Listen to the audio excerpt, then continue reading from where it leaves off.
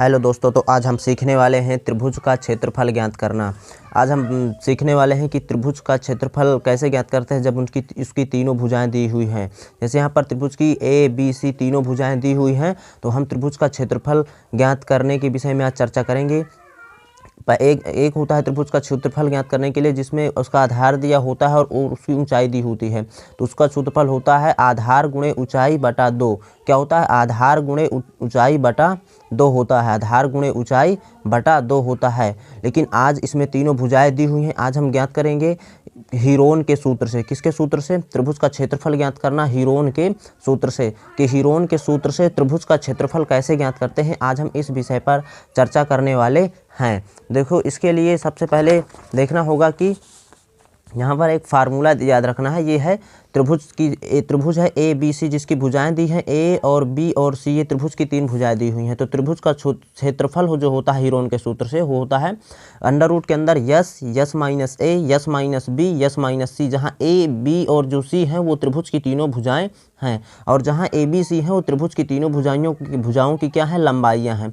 और यहाँ पर जो यस होता है उसको यस को बोलते हैं अर्ध परिमाप। क्या बोलते हैं? यस को बोलते हैं अर्ध परिमाप। और अर्ध परिमाप का जो फार्मूला होता है, अर्ध परिमाप को कैसे निकालेंगे, वो होता है यहाँ पर a प्लस बी प्लस सी अपान 2। तो यहाँ पर a प्लस बी प्लस सी तीनों भुजाओं का योग बटा 2 कर देंगे तो अर्ध परिमाप आ जाएगा। तो इस प्रकार आपको ज्ञात करना है कि त्रिभुज का क्षेत्रफल कैसे निकालना है हीरोन के सूत्र से। तो हीरोन का सूत्र आपको समझ में आया होगा। हीरोन का सूत्र होता है, यहाँ पर देख सकते हो, अंडर रूट के अंदर S minus A, S minus B, S minus C. ठीक है, तो अब हम चर्चा करने वाले हैं अपने वीडियो की तरफ। तो ये लिखा हुआ है कि त्रिभुज का क्षेत्रफल ज्ञात करना। तो यहाँ पर देख सकते हो कि a बराबर कितना दिया हुआ है? a बराबर दिया हुआ है 10 सेंटीमीटर, 10 सेंटीमीटर। b बराबर कितना दिया हुआ है?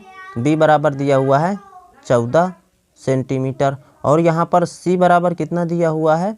c बराबर दिया हुआ है 12 सेंटीमीटर। यहाँ पर ए बी सी आप किसी को भी मान सकते हैं, लेकिन आपके उत्तर में कोई परिवर्तन नहीं आएगा। अब इसके बाद अब क्या निकालेंगे? अर्ध परिमाप निकालेंगे। क्या निकालेंगे? अर्ध परिमाप। अर्ध परिमाप क्या निकालेंगे? अर्ध परिमाप निकालेंगे। अर्ध परिमाप को हम कहाँ से डिनोट करते हैं? यस से डिनोट करते हैं। ठीक है, तो अर्ध परिमाप का फार्मूला क्या होता है? a प्लस का b प्लस का c बटा क्या होता है?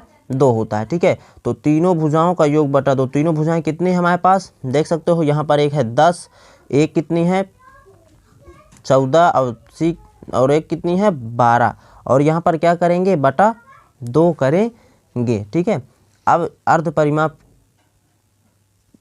अब क्या करना है यहाँ पर? ठीक है, तो इन तीनों भुजाओं का योग कितना होगा? इन तीनों भुजाओं का योग हो जाएगा कितना? 36। और 36 है यहाँ पर बटा 2, तो यहाँ पर काटेंगे तो कितना आ जाएगा?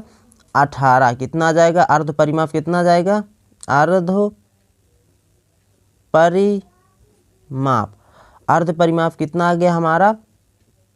18 सेंटीमीटर आ गया। ठीक है, अब हम क्या ज्ञात करेंगे? त्रिभुज का क्षेत्रफल।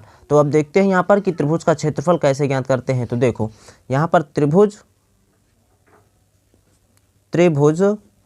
ए बी सी का क्षेत्रफल, त्रिभुज ए बी सी का क्षेत्रफल क्या होता है? हीरोन के सूत्र से। हीरोन का सूत्र आप अभी देख चुके हो। क्या होता है यहाँ पर? Yes minus A, S minus B, और यहाँ पर होता है यस माइनस सी होता है। ठीक है, अब यहाँ पर हमको क्या रखना है? सबकी वैल्यू पुट करना है। ठीक है, अब यस का हमने अभी निकाला है, कितना आया है? 18। और यहाँ पर यस कितना है? 18। और ए कितना हमने माना है? 10। ये हो गया। यस कितना है? 18। और बी कितना है यहाँ पर? 14। यस कितना है? 18। और सी कितना है हमारे पास? सी हमारे पास कितना है? 12।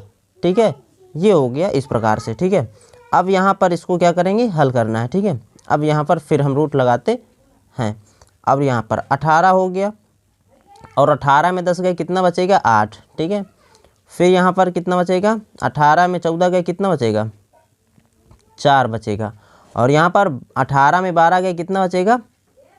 6 बचेगा। ठीक है, कितना बचेगा? 6 बचेगा। ये सब किस रूप में है? सब गुणा के रूप में है। तो यहाँ पर हम सबका क्या कर लेते हैं, गुणनखंड कर लेते हैं इनका, ठीक है।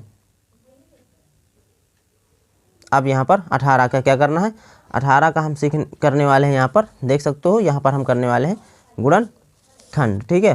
तो यहाँ पर क्या है, पहले दिया हुआ है 18, 18 को हम किस प्रकार से कर सकते हैं, 2 नाम 18, 3 त्रिकाई 9, 3 एकम 3। तो यहाँ 18 के क्या गुणनखंड हो गए, यहाँ पर सबके गुणनखंड करना है, 2 गुणे 3 गुणे 3। अब 8 के देखते हैं, यहाँ पर 2 4 को 8, 2 दूनी 4, 2 एकम 2, तो 8 के कितने हो गए, 2 गुणे 2 गुणे 2। 4 के कितने हो जाएंगे, 4 के भी हो जाएंगे 2 गुणे 2। 6 के कितने हो जाएंगे, 2 गुणे 3। इस प्रकार आप इसके गुणनखंड कर सकते हैं। और अब हमको क्या निकालना है, इसका वर्गमूल। रूट का मतलब क्या होता है, वर्गमूल। देखो एक ये 2 है और एक ये 2 है, तो एक 2 क्या हो गया, बाहर हो गया, ठीक है।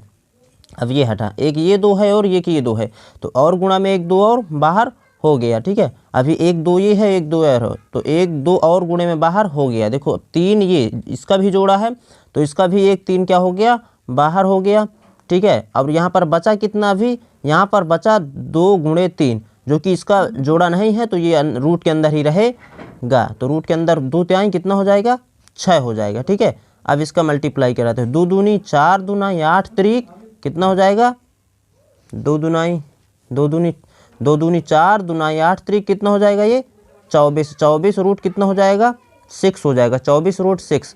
और फिर आपको एक चीज़ पता है कि जब हम त्रिभुज का क्षेत्रफल ज्ञात करते हैं, तो पहले देखते हैं कि सब भुजाएं किस में थी, सभी भुजाएं सेंटीमीटर में थी। तो यहाँ पर हम क्या लगाएंगे,